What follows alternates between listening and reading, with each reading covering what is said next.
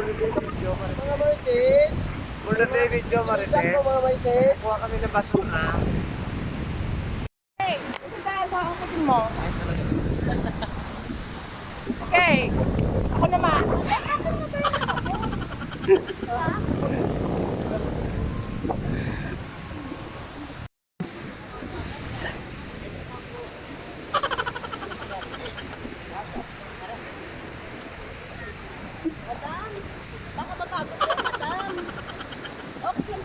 Hello guys, ang mga Marites, simulan na namin yung paglilinis ngayon kasi isa yan sa mandatory namin sa corporation na sa isang buwan, 2 times kami naglilinis dito sa isla ng Boracay. So yan ang mga basura na iniwan ng after typhoon.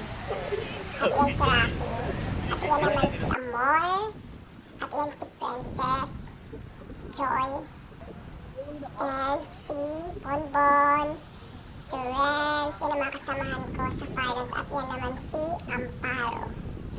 O, diba social ang mga pangalan, Amparo. So, yan naman si Tuto, at si Mamang, si Mamang X, at si Langkuga.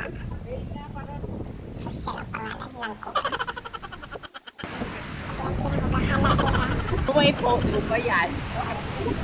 So anyway, nandito kami banda sa may station to malapit sa La Carmela at yun naman si Ken. Iyan, so si Ken yan. Isa sa mga kasama namin sa corporation at yan naman si Juanito. And yan, ganito karami yung mga basura at dahil dyan, kailangan ko nang tumulong kasi nga nakakaya naman sa kanila na panay video ko na lang, wala akong ginawa kundi kumuha ng mga videos na walang paalam sa kanila. Pero napakabait naman nila, hindi naman sila nagagalit. At yan naman si Longlong. Kasi Longlong kasi mahaba ang mga paa. Charot. Sabay ganun. So yun na nga mga Marites, so yan na nga, maya matatapos na kami sa aming ay hindi pa pala, abutin pala kami dito ng tanghali dahil napakarami ng basura dito sa isla ng Boracay. Pero hindi ibig sabihin yan ay maraming basura or madumi. Galing yan sa iba't ibang isla na inanod dahil sa lakas ng alon. So yan ang mga kasamahan ko, yan, hindi ko na, yan sino ba, nakalimutan ko nung sasabihin ko, kaloka.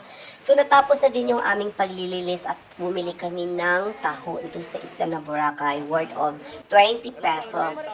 At yan si Marlon, si Jumpy, makasamahan ko sila sa show sa Coconut. So yun na din si Ed, si kanina. At yan naman si nakalimutan ko ng pangalan, yung utak ko, kaloka. Si John and ay, kawawang isa, nag-iisip siya kasi umuulan na. Iniisip niya ako magkaroon ng show mamaya, kaloka. So ganun talaga yung fire dance. Pag maulan, wala kaming show. At kakatapos lang at kumain kami dito sa McDo reward sa aming mga sarili dahil napagod kami sa aming paglilinis sa isla ng Boracay. So yun na nga mga Marites or guys, maulan ngayon na panahon.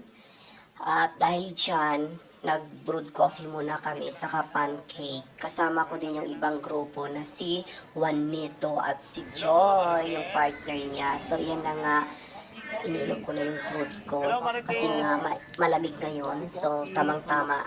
Pag malamig, kailangan natin magpainit katulad ng kape.